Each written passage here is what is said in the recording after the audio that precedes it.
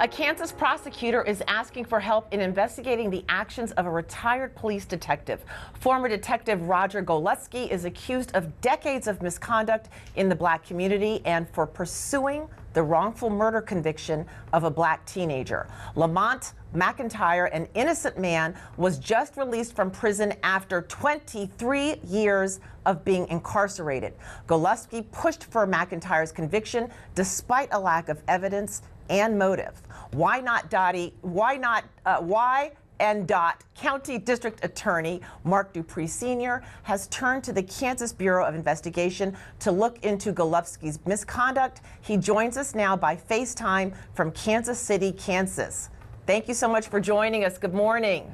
Good morning. How are you? Great, Mark. Thank you so much for being here this morning. So tell us a little bit about this case and your efforts.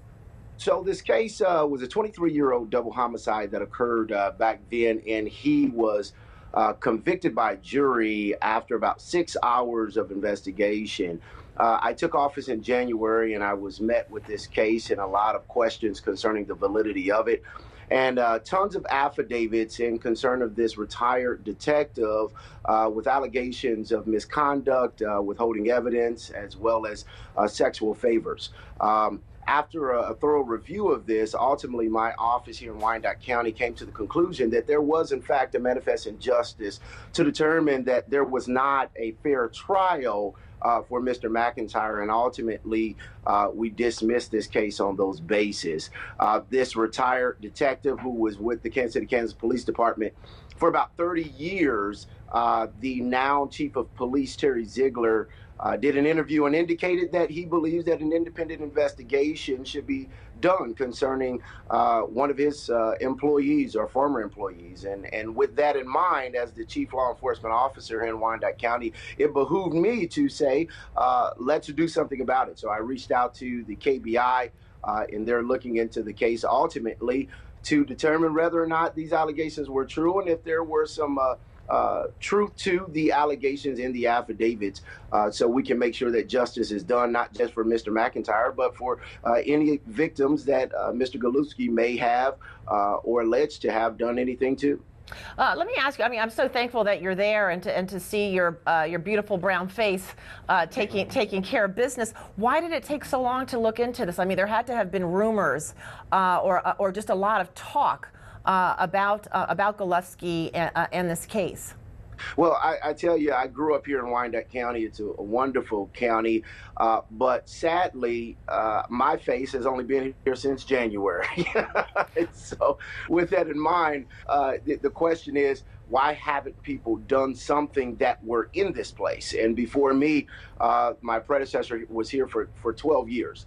And I think my county said enough is enough. We're ready to move forward to focus on justice and not just convictions. And that's the main focus. The person who sits in this chair, the Constitution and our Supreme Courts of the United States indicated that I am supposed to be a minister of justice, not a minister of convictions, which is why we've created the Conviction Integrity Unit so that we can make sure that no person like Mr. McIntyre will ever sit in custody wrongfully, whether that's because he committed a crime and didn't receive a fair trial or because he was set up. Either way, we need to make sure that our convictions hold integrity, whether it's 20 years from now or 20 years before now, which means in my book, justice doesn't change just because the year does. And so since I'm here in Wyandotte County, we're pursuing justice, and my community is excited about it. I'm so glad. You know, I'm fond of saying that justice should not just mean just us, and that means just white people. It should be for all. Are you getting any pushback from people in the community? No, I'm not. And I think, honestly, the biggest push that I'm getting is that they're excited about it. And surprisingly, Wyandotte County is a third.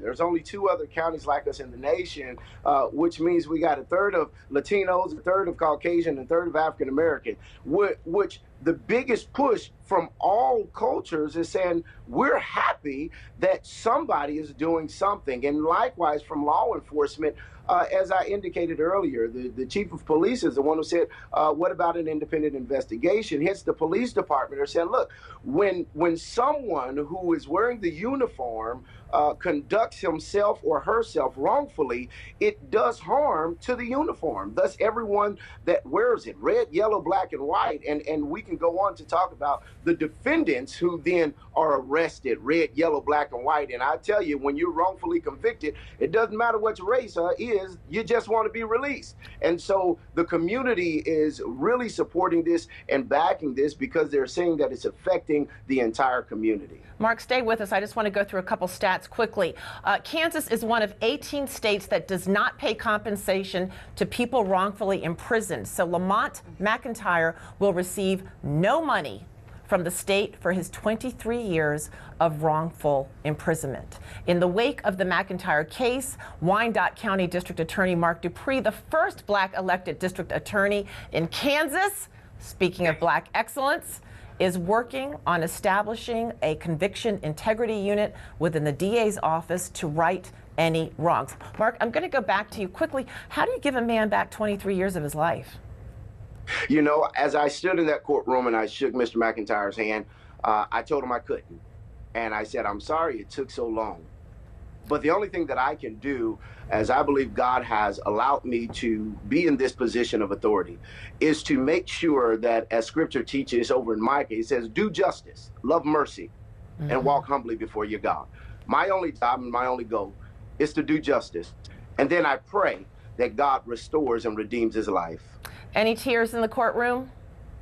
Plenty of tears, and the judge said, calm down, calm down. A lot of clapping and applauding. Yeah. Describe for me just briefly, what was it like when, after you finished in the courtroom and he found out he was being released?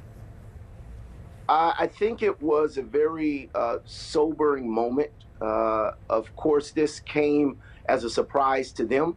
As we were indeed fighting this case. And it was, in fact, some of the evidence that came out during those open court hearings that, and some of the witnesses that stepped forward that showed me, look, this was about evidence that never made it to the district attorney's office. This wasn't about Mr. McIntyre. This was about our Constitution. And the Constitution says you got to get a fair trial. And he wasn't given that based off of some of the evidence that I received during that hearing. And so the atmosphere completely changed. It went from a very adversarial situation to this is what justice is supposed to feel like and supposed to look like. And sometimes, you know, everyone's not going to be happy. But in this particular situation, they were happy.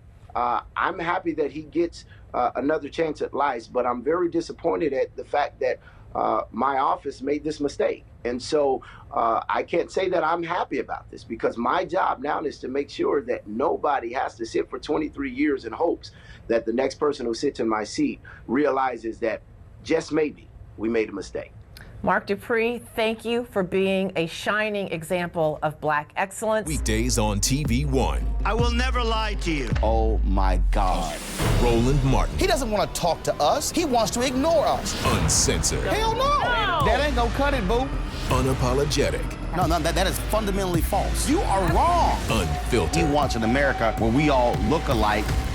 He ain't talking about black people. Unrelenting. You better go work out, because you got a fight on your hands. News One Now with Roland Martin. Weekdays at 7 a.m.